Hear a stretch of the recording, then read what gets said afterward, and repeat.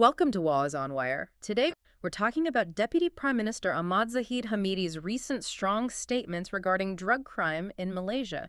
You know, when a deputy prime minister speaks, especially chairing the cabinet committee on anti-drugs, people listen. It carries weight. Absolutely. It's not just another statement. But this recent assessment, it wasn't just general concern. It felt really specific, almost like a clinical diagnosis of the whole system. Yes, a systemic illness, as you put it. He didn't just say crime problem. He called it a problem affecting all Malaysian people. But what really jumped out, for me anyway, was how he then immediately broke down the actual structure of the drug trade. And that specificity, I think, is what makes it so politically, well, potent. It's not vague. As a top official basically drawing an org chart for a major criminal operation. Right. He's framing it not just as addiction, which is the outcome, but as this highly structured multi-ethnic business. And that implies it needs a very coordinated, maybe even surgical response. It signals urgency from the top. Okay, so let's get into that structure then, because this is where it gets very, very specific. And maybe a bit sensitive. It is sensitive territory, yes. He provided this demographic breakdown of the roles. Starting at the top, he claimed the major drug kingpins, the big drug bosses, are predominantly ethnic Chinese. And that detail, analyzing it, points towards the financing, the sort of strategic command of the whole operation. What do you mean by strategic command? Well, when you talk about a big drug boss in this context, you're likely talking about control over the capital, the major importation routes, the international connections needed to bring in large quantities. Okay, so the big money, the logistics of getting it in. Exactly. It suggests a level of sophistication to operate internationally, command huge funds, basically the ones controlling the supply from outside, getting it to the ports. So if that's the top-tier financing import, then what's next? He talked about the distribution within Malaysia. Yes, the next layer down. Organized distribution. And he stated this part is primarily handled by ethnic Indians. That's the internal movement then, getting it from the ports to the towns. Precisely. It's the crucial middle layer. Once the bulk supply lands, it has to be broken down, moved across state lines into the cities, the hubs. Which isn't easy here, is it? With checkpoints and everything. Not at all. Effective distribution in a country like Malaysia needs these really tight-knit, discrete networks. They need to manage risk, move volume without getting caught.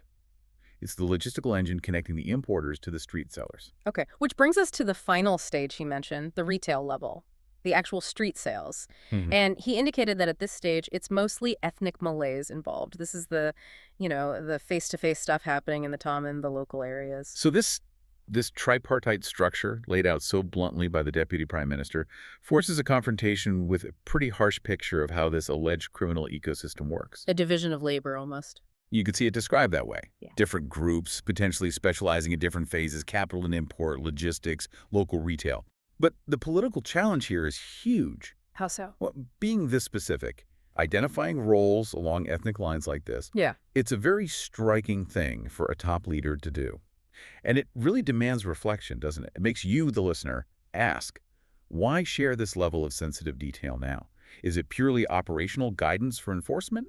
Or does it carry political risks? It definitely changes the conversation, makes it much sharper. But importantly, he did make a distinction, didn't he, between the trade structure and the addiction itself. Absolutely critical distinction. He separated the two.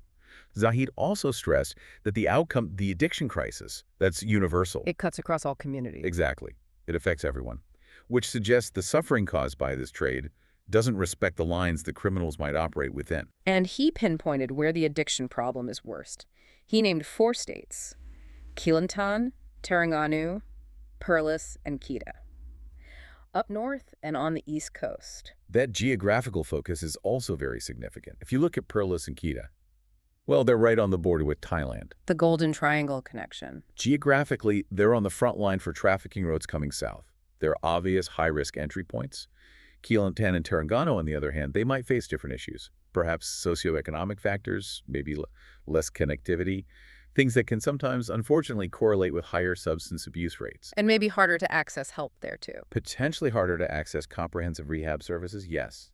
It paints a complex picture. So the fight needs to be localized then. Different strategies for different states, not just one big plan. It implies that, yes, tackling it isn't just policing. It's about systemic support, economic factors, social programs tailored to those specific areas. It makes sense. If the problem has different roots or routes in different places. Precisely. The DPM's comments push us to look beyond just KL, to see the unique challenges in the north and east. It has to be multi-layered. Okay, so we've got the structure, the addiction geography, but then he moved on to the methods, how they operate now. Right, the modern challenges. He didn't just talk about old-school smuggling. He talked about how sophisticated dealers are now. He used the phrase, extremely creative.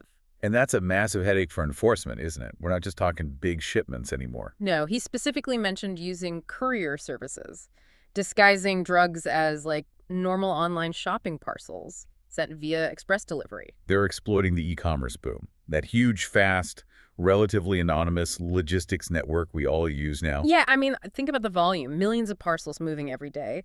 Little boxes, maybe cheap stuff, 5 ringgit items. How do you even begin to check all that? It's the needle in a haystack problem, scaled up massively. How does Postal or J&T Express realistically flag one small, innocent-looking package that might contain synthetics? It seems almost impossible. That's the challenge. And that's why Zahid's call to action was so direct. He said the National Anti-Drug Agency and other units must adopt more creative strategies. What does that even mean in practice? More sniffer dogs? Well, probably more than that. It implies a serious technological upgrade. Better scanning tech for parcels, certainly. But maybe more crucially, it points towards data. Using AI perhaps to spot patterns. Patterns, like what? Like addresses receiving lots of small packages frequently.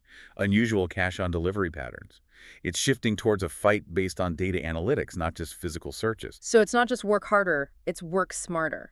Technologically smarter. Exactly. The underlying message from the Deputy Prime Minister feels like an urgent command. You must outsmart these traffickers. You need to be more creative, more technologically advanced than they are. Because the old ways aren't enough anymore. Apparently not. The stakes are just too high for outdated methods when the criminals are adapting so quickly. It really feels like he set a new benchmark for what's expected. I think so. His analysis shifts the frame from just preventing crime to waging a kind of total war against a modern, adaptable, organized criminal enterprise. By detailing the who, the where, and the how they exploit e-commerce, he's given probably the most detailed public assessment of this problem we've seen recently. The expectation now is that the agencies will deliver on that required innovation. It definitely forces us all, I think, to look past the simple headlines about arrests. To see this really harsh, complex structure that he described. It's not just about catching users on the street. No, it's about dismantling a whole multi-level business model that is, frankly, adapted brilliantly to the digital age. A sobering picture. It is. And perhaps the final thought to leave with is this. Given how explicitly the problem was defined along ethnic and geographical lines, the national response now has to be incredibly careful. It must ensure that the solutions, whether it's high-tech enforcement or local rehab programs, are rolled out fairly and effectively for everyone. A really crucial point to end on. Remember to like and subscribe for more videos like this.